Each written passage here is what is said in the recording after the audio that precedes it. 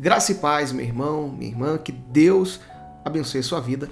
E nesse vídeo de hoje, vamos falar sobre a filha de Jairo, 5 lições de fé que vai abençoar o seu entendimento, ok? Se você já gostou desse título, desse vídeo, deixa aqui o seu like. É importante, quando você clica aqui, você me ajuda muito. Então clica aqui no gostei para que esse conteúdo alcance mais irmãos e irmãs em nome de Jesus. E se você está pela primeira vez, eu quero te convidar. Meu nome é Wilder Salles, seja muito bem-vindo aqui no canal. Se você quer receber vídeos como esse, ou uma palavra de fé, um devocional, então não deixe de se inscrever aqui no canal. Clica aqui no botão de inscrever-se e ative o sino das notificações para quando eu postar um vídeo aqui no canal, o YouTube vai recomendar para você. Vamos meditar então? Esse texto está aqui no livro de Marcos, ele se passa nos 3 evangelhos, tá? Tanto no livro de Lucas como de João, que são os evangelhos sinóticos, onde os evangelhos têm a mesma visão ali. Então ele se passa em 3 evangelhos diferentes, mas nós vamos meditar aqui no livro de Marcos, pois temos aqui algumas lições importantes que eu quero compartilhar com você. Vamos lá, Marcos capítulo 5, do versículo 22 em diante, eu vou colocar na tela para você acompanhar a filha de Jairo, 5 lições de fé, eu creio que você vai aprender hoje mais da parte de Deus. Diz assim um texto: Então chegou ali um dos dirigentes da sinagoga, chamado Jairo. Vendo Jesus, prostou-se aos seus pés e lhe implorou insistentemente: Minha filhinha está morrendo. Vem, por favor, impõe as mãos sobre ela para que seja curada e viva. Jesus foi com ele, uma grande multidão o seguia e o comprimia. Bom, aqui de início nós vemos que Jairo ele era um homem importante. Diz aqui o texto que ele era um dos dirigentes da sinagoga. A sinagoga era onde eles tinham ali a prática de ler a Torá, os mandamentos, as leis. E Jairo ele era um dos dirigentes, ou seja, era uma pessoa de posição, uma pessoa realmente considerada em sua época. Mas ele teve um problema e ele foi até Jesus. E o que podemos já de início extrair desse texto, dessa humildade que Jairo ele teve em ir até Jesus e implorar para que o Senhor colocasse a mão sobre a sua filha? É exatamente o que eu acabei de falar para você, a humildade. A humildade de Jairo. Essa é a primeira lição que nós devemos aprender aqui com esse texto.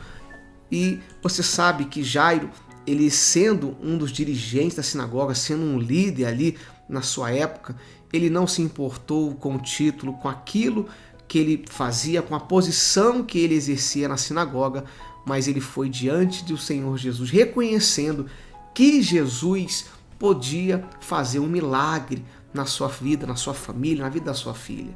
Meu irmão, e é isso que nós temos que entender. Não importa a nossa posição social, não importa quem nós somos, o importante é quem Cristo é. Cristo, ele tem todo o poder, ele é poderoso para fazer grandes coisas na vida daqueles que creem. E Jairo, ele entendeu isso e se prostrou aqui diante de Jesus, diz o texto, e implorou para que Jesus fosse impor as mãos sobre a sua filha. Está aqui na palavra de Deus, no livro de Marcos 5, 22 ao 24, diz que ele se prostrou e implorou insistentemente: Minha filhinha está morrendo, vem, por favor, e imponha as mãos sobre ela para que seja curada. Então a primeira lição que aprendemos aqui é a de humildade, e é o que nós temos que ter.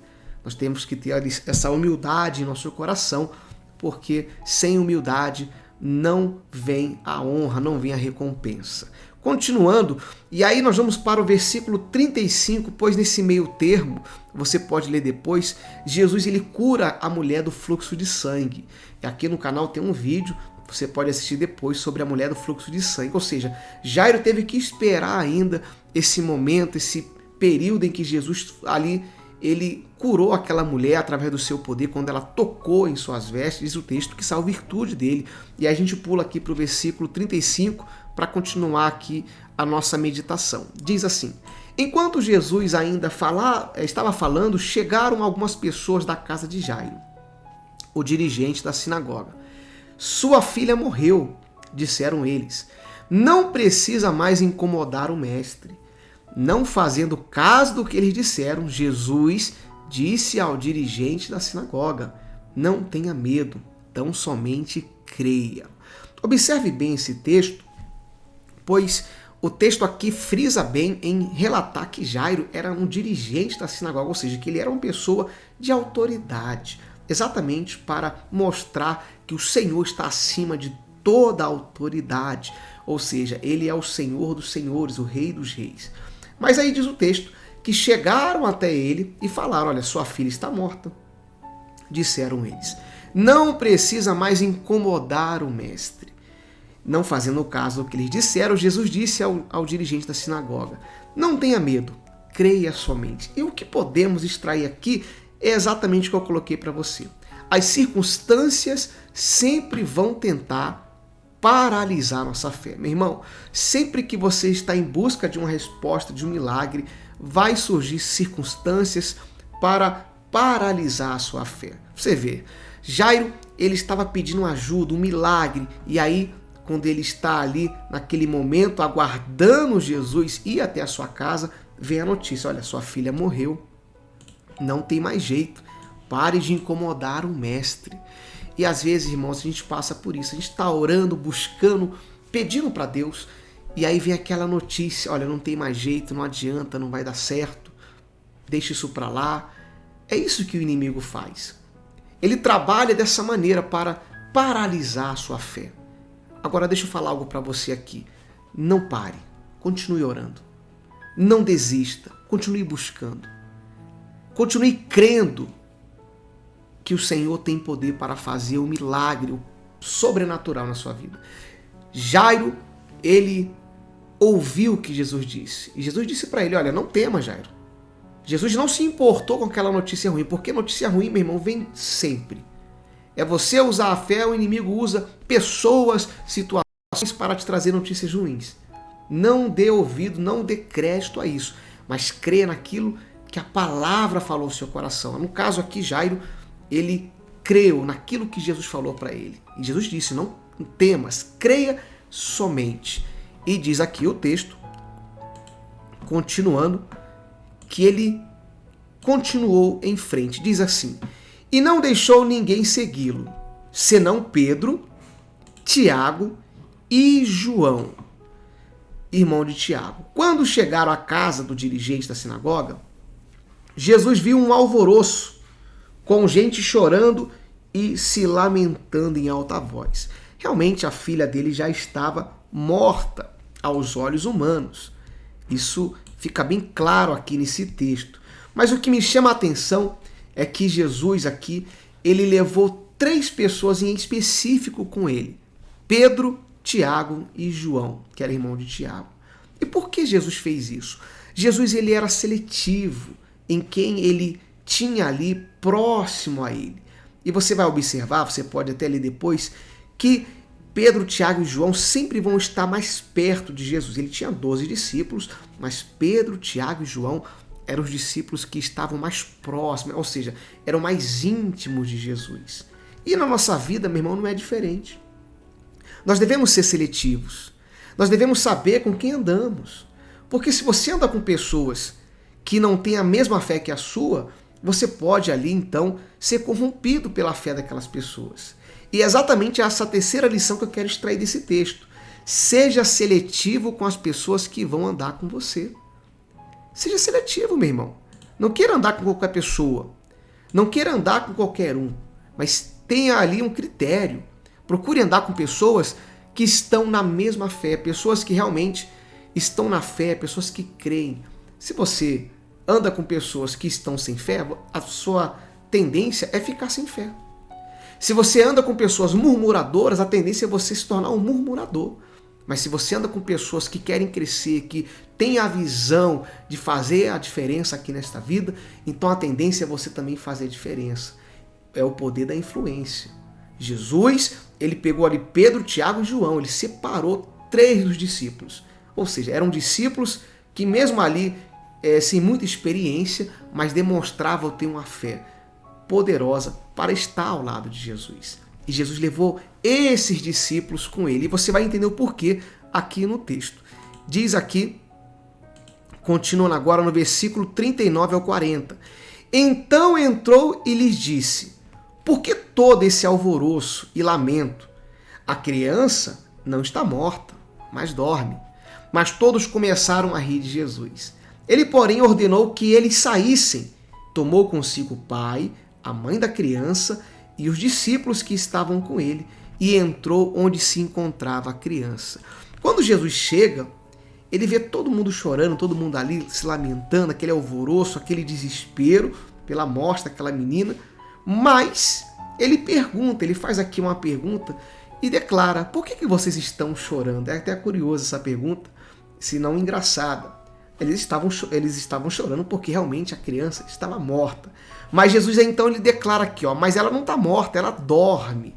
E aí, meu irmão, quando Cristo fala isso, eles começam a rir. Eles começam a duvidar de quem era Jesus. Até porque eles não sabiam o poder que Jesus tinha. E aí Jesus fala assim, ele porém ordenou que eles saíssem, tomou consigo o pai da criança e os seus discípulos que estavam com ele e entrou onde ela se encontrava. E o que podemos extrair então desse texto? Que a incredulidade impede o milagre. E foi isso que eu coloquei. Por que eu coloquei que a incredulidade impede o milagre? Porque Jesus falou, olha, ela não está morta, mas ela dorme. Eles duvidaram, eles começaram a rir. Eles começaram a rir de Jesus. E o que Jesus fez? Falou, então saiam. Mandou eles sair. Mandou eles se retirarem. Ou seja, não tem como você andar com pessoas incrédulas. Se você anda com pessoas que não crê, meu irmão, não adianta. A incredulidade ela vai impedir o milagre e aquilo ali pode até te contaminar. Por isso Jesus mandou retirar aquelas pessoas e só ficou Pedro, Tiago e João, o pai que estava crendo, Jairo, e a sua mãe, a mãe da criança, que também estava crendo.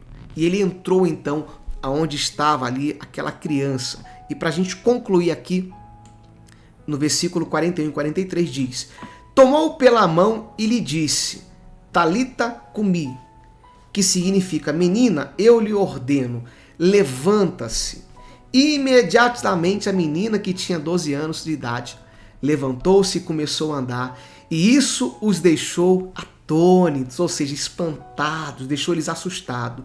E ele deu ordens expressas para que não dissesse nada a ninguém e mandou que desse a ela alguma coisa para comer. O grande milagre aconteceu. E a quinta lição que eu extraio aqui para a gente concluir é essa. O milagre é para quem crê. Meu irmão, o milagre acontece na vida daqueles que creem.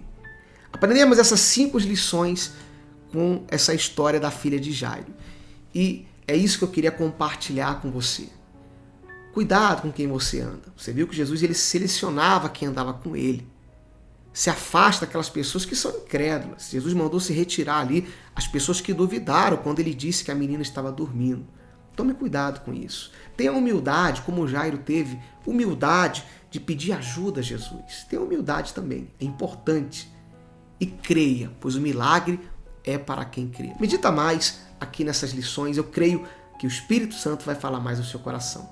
Se você gostou aqui dessa reflexão, dessa palavra, deixa aqui o seu gostei e comenta aqui o que você achou, ok? Que Deus abençoe a sua vida, que o Espírito Santo fale mais no seu coração, fique na paz do Senhor Jesus Cristo e até o nosso próximo vídeo.